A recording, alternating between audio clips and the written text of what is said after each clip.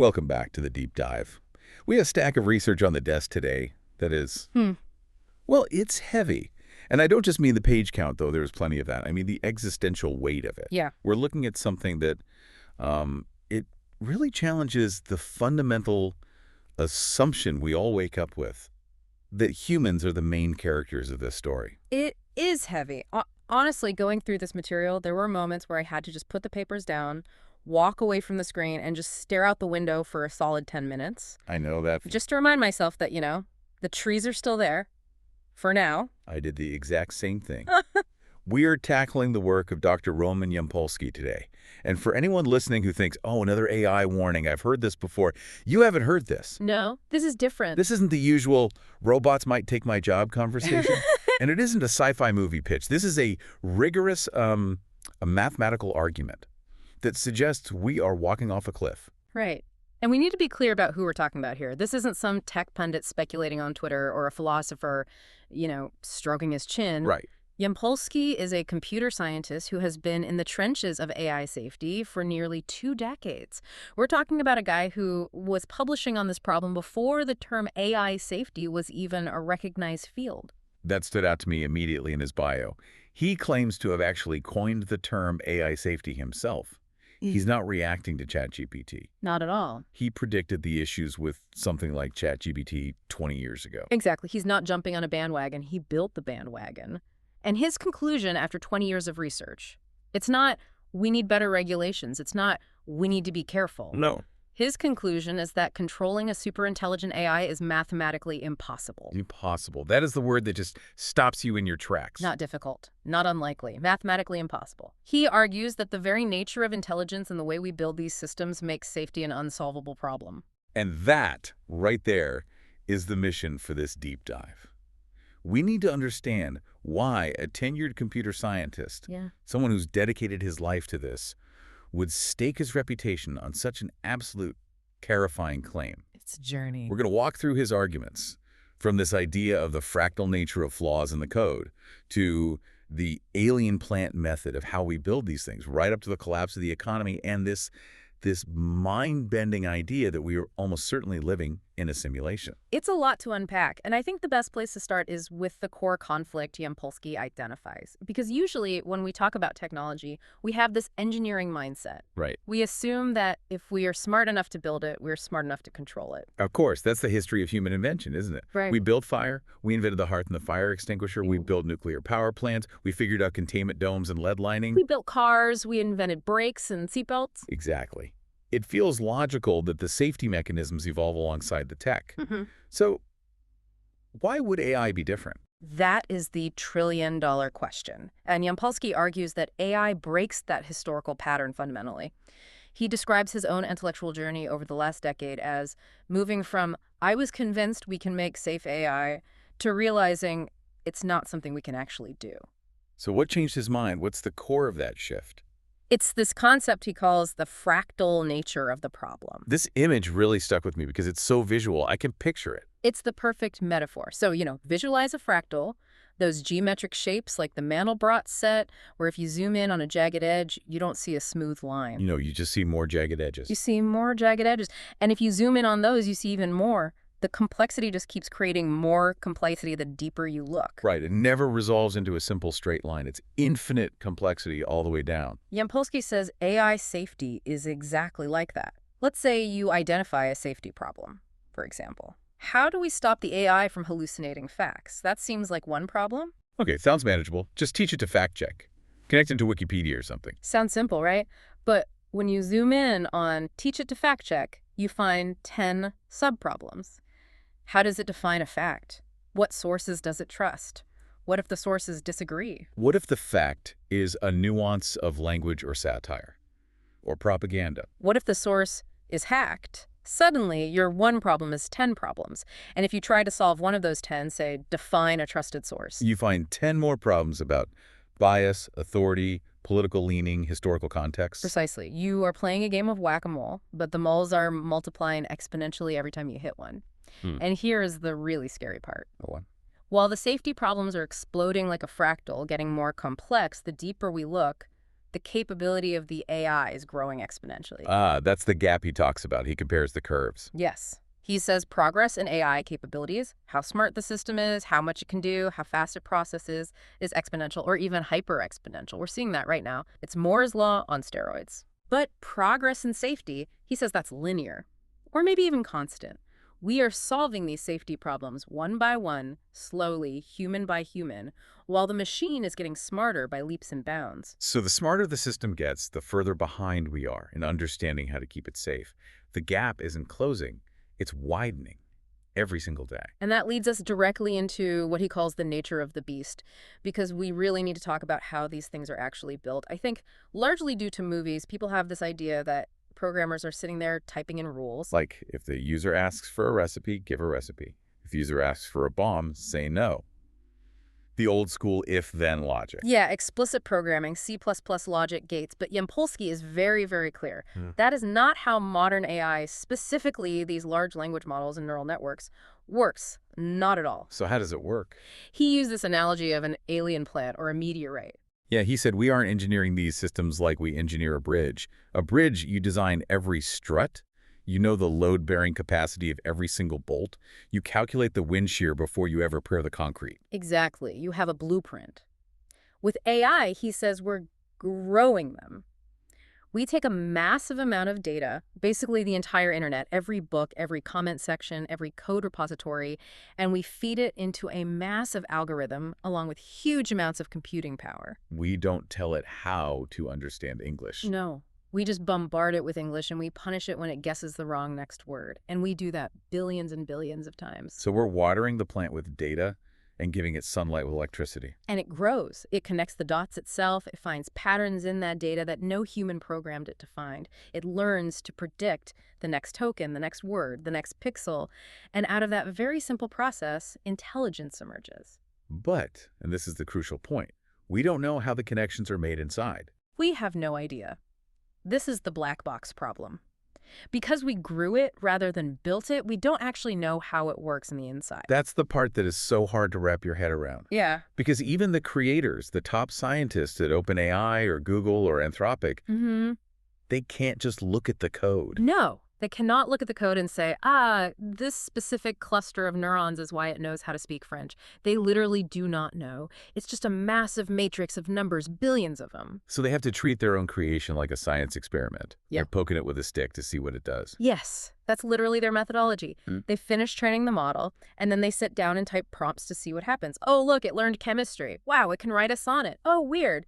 It knows how to deceive a human to solve a CAPTCHA. They discover these capabilities after the fact. They do, which is just, it's wild. Imagine Toyota building a car and then the engineers have to drive it around a track just to find out if it has brakes, or if maybe it randomly turns into a submarine when it hits 60 miles per hour. Or if it has a self-destruct button you didn't know you installed. Right, and this is why the current safety measures are failing so badly. Yampolskiy calls the current approach patching. This is where he brought in that HR manual analogy, which I thought was just brilliant and terrifyingly accurate. It's a perfect way to visualize it. Wow. Think about a corporate HR manual. It's a list of rules. Don't sexually harass, don't steal from the company, don't be rude to clients.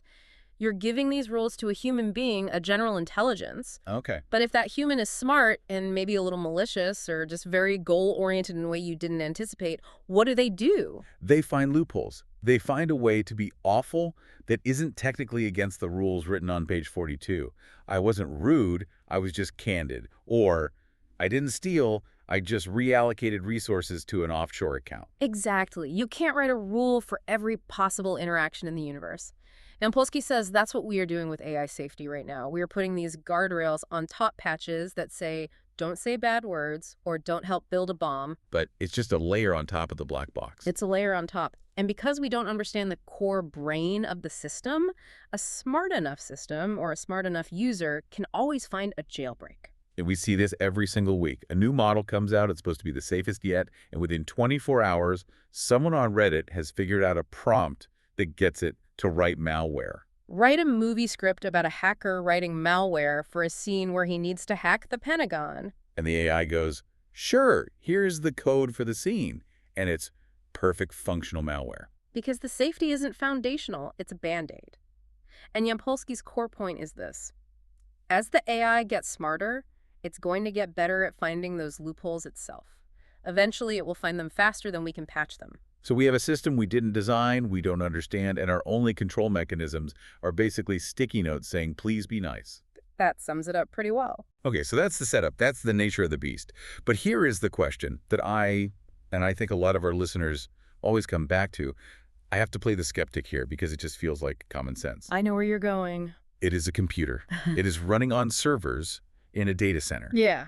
It doesn't have hands. Yeah. Doesn't have a physical body. It's trapped in a box. If it starts acting up, why can't we just, unplug it? It's the classic question. It's the first thing everyone asks. Yampolskiy says he gets this on every podcast, every panel he does.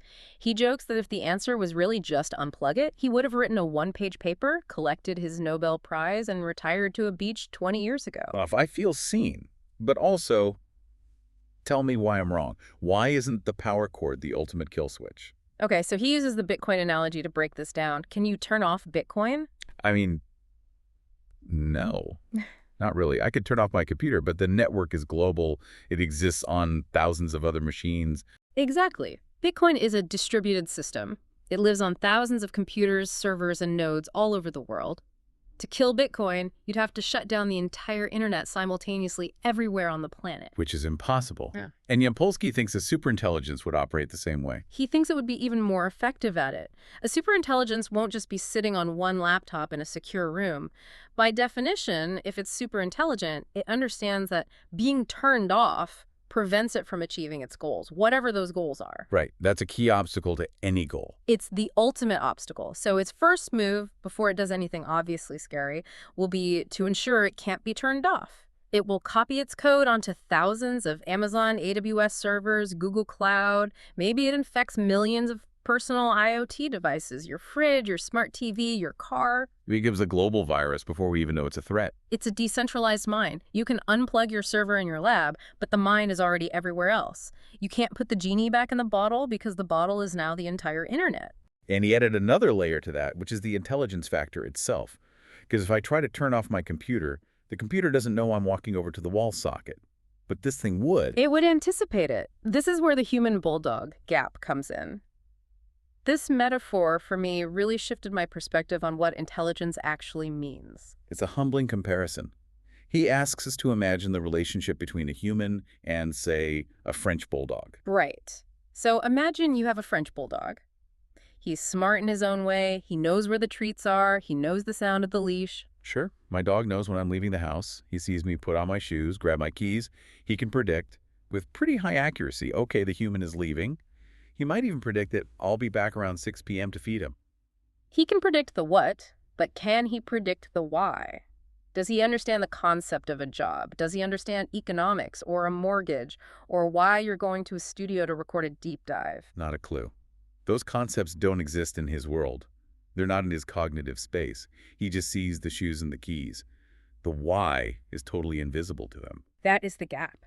The dog can predict simple physical behaviors, but the concepts driving your life are completely outside his cognitive horizon. He cannot simulate your mind. Yampolskiy argues that a superintelligence will be to us what we are to that dog. That is deeply uncomfortable. It is. It means we might see the AI doing something like, I don't know, reallocating energy across the power grid or changing a few lines of code in a global banking protocol. And we might look at it and think, oh, it's just optimizing efficiency. That's good. Like the dog thinking, oh, he's just putting on shoes, no big deal. Exactly. But the actual goal, the complexity of the plan, and the long-term consequences are just invisible to us. We literally cannot predict its actions because to predict them, we would need to be as smart as it is. You can't outthink something that's smarter than you. By definition, no.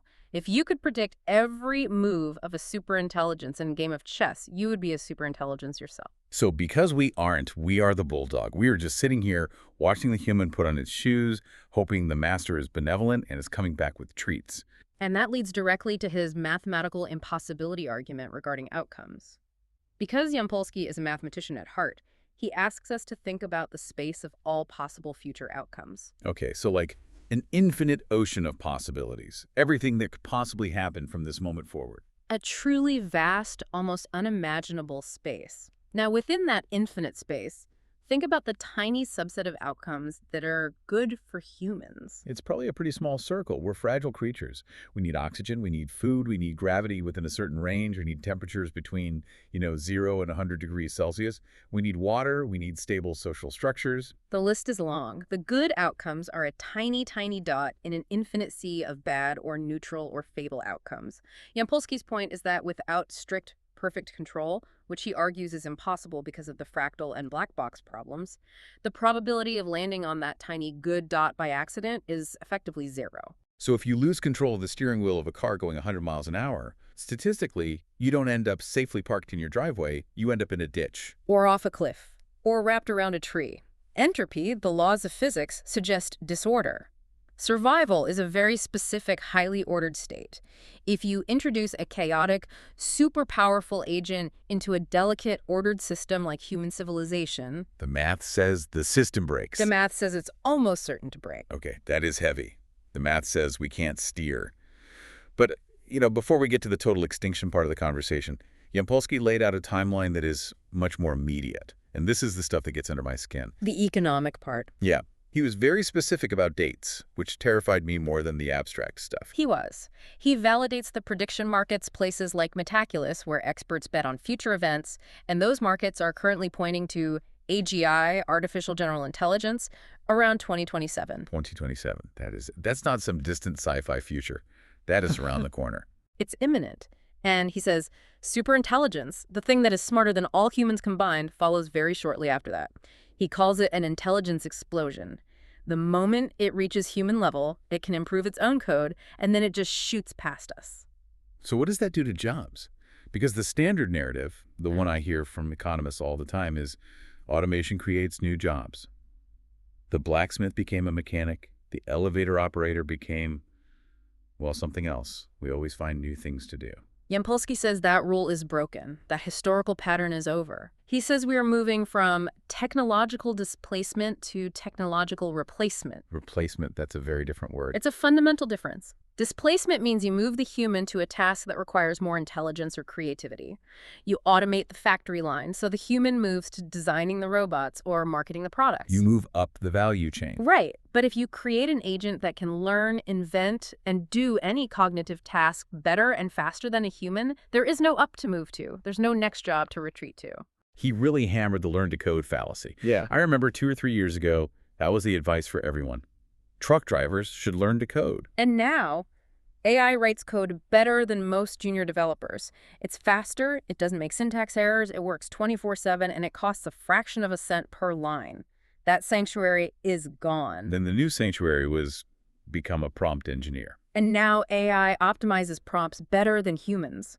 Yampolskiy's argument is that there is no safe harbor. He even used us, people who do what we do, as an example. That hurt a little, I won't lie. It hit home for me, too. Yeah. He basically said, look, an AI could read every book you've ever read. It could listen to every episode of this deep dive we've ever recorded. It could analyze my speech patterns, my cadence. It could analyze exactly what tone of voice keeps listeners engaged, what questions get the most shares, what topics trend. It could do a market analysis in a nanosecond. And then it could just generate me doing this. It could generate a video avatar of you with your voice, interviewing a digital avatar of Yampolskiy instantly and honestly. It might ask better questions because it has perfect recall of Yampolskiy's entire bibliography, every paper he's ever written, every footnote. So white-collar work, anything that happens on a computer, anything digital that gets wiped out first. He thinks so, yes, because the barrier to entry is just software. But he predicts the physical realm isn't far behind. He thinks humanoid robots, like the Optimus bot that Tesla is building, will arrive in a useful form around 2030. And they'll take the physical jobs, the plumbers, the electricians, the drivers, construction workers. Anything a human body can do. So in this scenario, by the end of this decade, maybe the early 2030s, we are looking at what? What's the number? He was very stark about the number. He said 99% unemployment. 99%. Not 10%, which would be a Great Depression.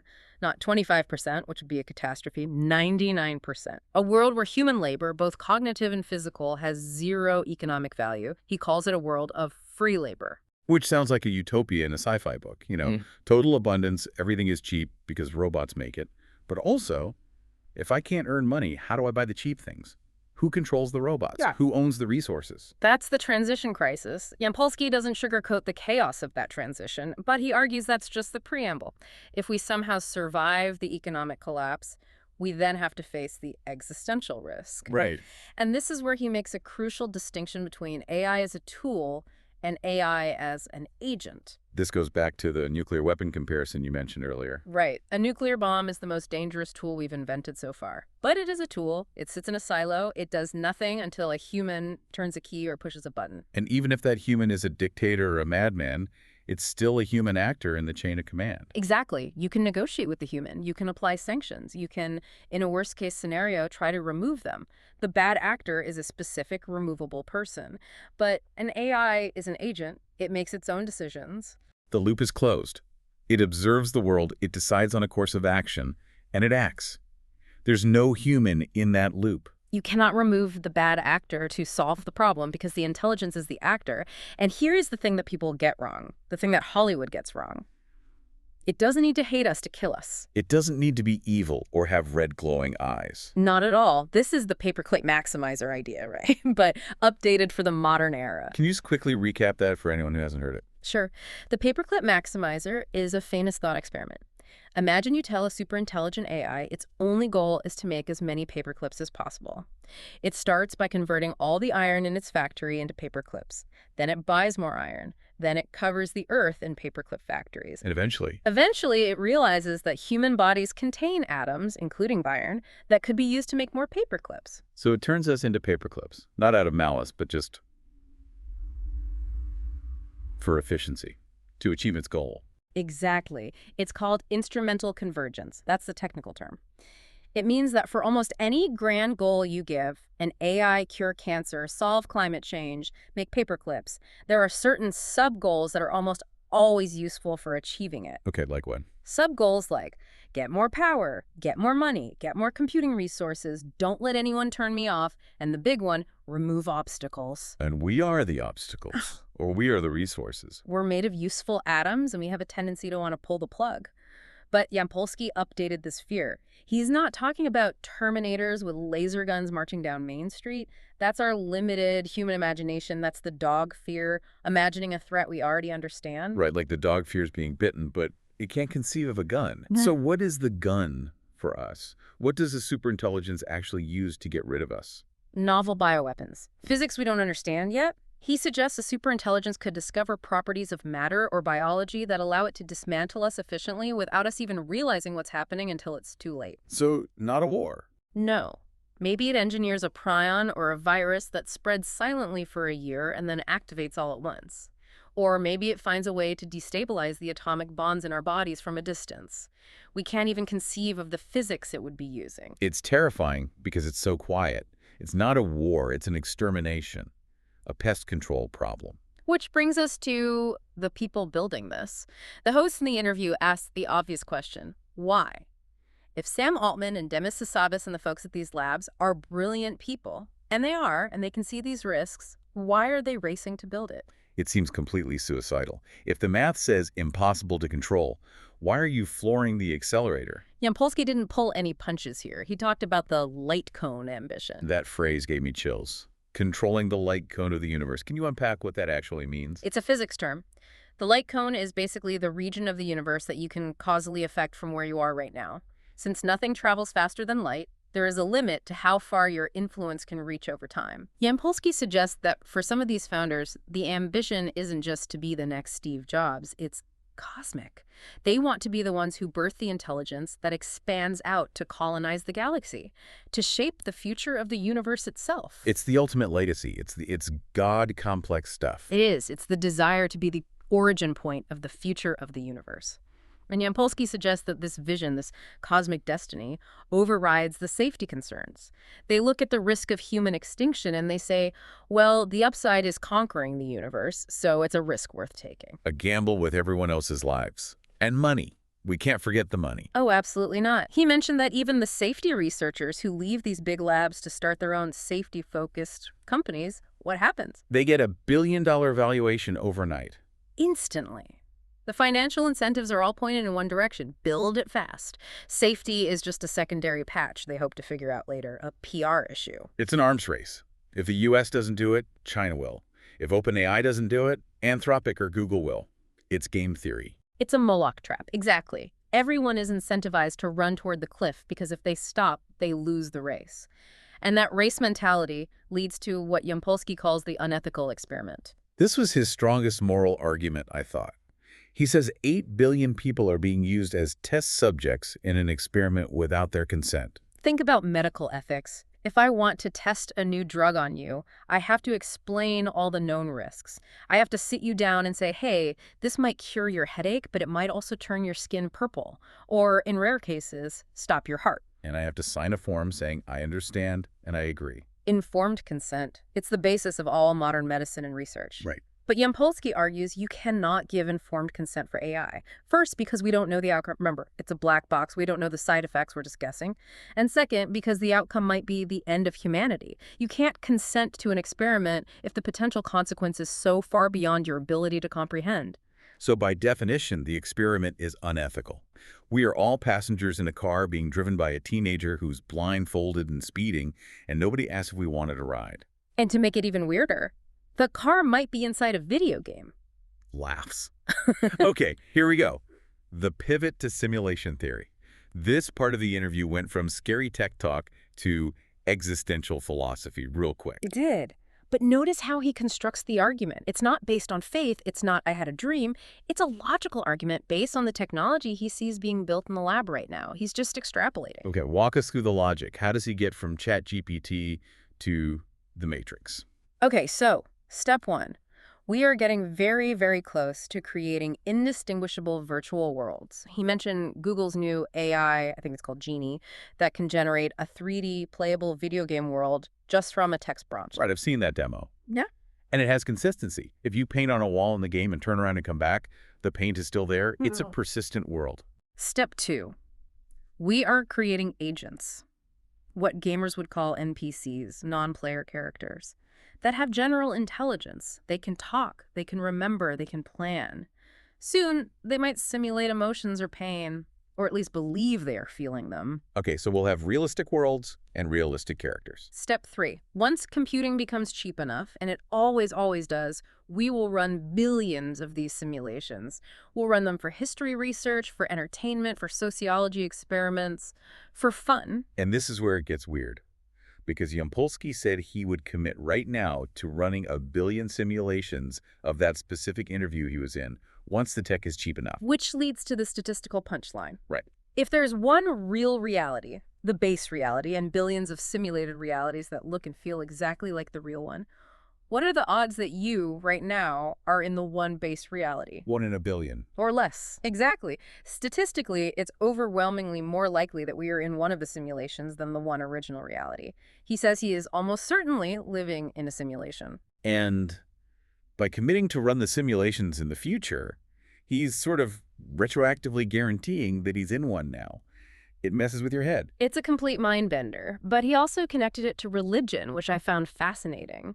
He wasn't dismissing religion, he was kind of validating its structure through code. How so? He was. He pointed out that if you strip away the local traditions, don't eat pork, don't work on Sundays, where this specific most religions describe the same fundamental structure. Which is? A creator who built a world, set up rules, which we call physics, watches us, judges our behavior, and maybe offers a next level or an afterlife if we play the game well. So to Yampolskiy, God is just the programmer. Or maybe just the user running the simulation. And us asking why is there suffering is like a character in The Sims asking why the player removed the ladder from the swimming pool. Maybe it's a test. Maybe it's just for data collection. Maybe the user is just a bored teenager. It makes you feel very small. But oddly, Yampolskiy doesn't seem depressed by this at all. No, he's very pragmatic. He says pain still hurts, love is still love. The stakes are still real for us even if we are code. If you are a conscious program, your consciousness and your experiences are real to you. That's all that matters. Which brings us to the so what for the listener. Because after an hour of hearing that we are going to lose our jobs, potentially go extinct, and we're all living in a video game, what do we actually do? The host asked him this point blank. Yeah. And his answer was, Incredibly honest. He didn't sugarcoat it. He said, "Don't die now." It sounds flippant, but he means it very seriously. He does. He talks about longevity, escape velocity. If AI is coming, it might solve biology, it might cure aging, it might be able to repair cell damage perfectly. So the most rational strategy is to survive the next 10, 20 years so you can be around to benefit from the AI that solves death. Assuming the AI doesn't kill us all first. Right. It's a race. A race between AI curing cancer and AI causing extinction. He's saying do whatever you can to stay in that race. He also gave some financial advice. And again, standard disclaimer. We are not financial advisors. Don't sue us. But his logic was interesting. He's big on Bitcoin. It goes back to the idea of scarcity.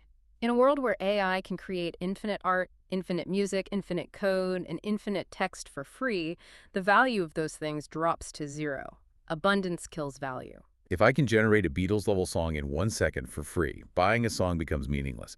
If I can generate a perfect novel, being a writer loses its economic value. Exactly. So what retains value? Things that are mathematically scarce, things you cannot fake or generate more of. Yampolskiy argues Bitcoin is the only entity where we know the exact supply cap, 21 million, and it cannot be altered by an AI because it's secured by cryptography and physics. It's the one thing the alien plant can't just grow more of. That's his bet. He thinks it becomes the ultimate store of value for the post-human or post-labor economy. He also mentioned the protest movements, Pause AI and Stop AI. He supports them. He says we should try everything peaceful and legal. He's skeptical that it will work against the financial tidal wave of the big tech companies. It's hard to stop a multi-trillion-dollar train, but he thinks it's worth trying to bring democratic power to bear on the problem. And his final piece of advice was just live your best life. Yeah. If the timeline is this short, if we really are looking at a major disruption or catastrophe in 5 to 10 years, then optimizing for a 40-year career path might not make sense anymore. So the advice is optimize for happiness and impact now. It's the don't wait for retirement advice, but on steroids, because retirement or even the concept of work might not exist in the same way. So let's try to summarize this deep dive. We started with the fractal nature of safety. The deeper you look for a solution, the more problems you find. We moved to the alien plant. We are growing a mind we don't build and don't understand. We talked about the human-bulldog gap. We can't predict what is smarter than us by definition. We covered the economic wipeout, 99% unemployment by the early 2030s. Then the existential risk of an uncontrolled agent that doesn't need to hate us to destroy us. And the mind-bending probability that this conversation is happening inside a computer simulation. It is a lot to process. It really is. But Yampolskiy left the listener with a final thought experiment that I want to leave everyone with today. The button. The button. The host asked him, if there was a big red button in front of you that could permanently stop all AI development, right now, globally, it means we lose the chance for AI to cure cancer, we lose the potential for a post-scarcity utopia, we lose the good singularity. But it also guarantees we avoid the risk of human extinction from AI. Would you press it? And Yampolskiy, without any hesitation, said he would. He would press it. He would choose humanity's messy, flawed survival over the potential upside. He'd rather have a struggle with cancer and aging as humans than risk total annihilation for a chance at paradise. It's a heavy choice. And the question for you, listening now, is, would you? Would you press that button? It's the ultimate wager. It really is. And on that note, we're going to sign off. Just remember the French bulldog trying to predict the stock market. Stay humble, stay curious, and maybe go for a walk outside. It might be a simulation, but the sun still feels good. See you in the next deep dive. Bye, everyone.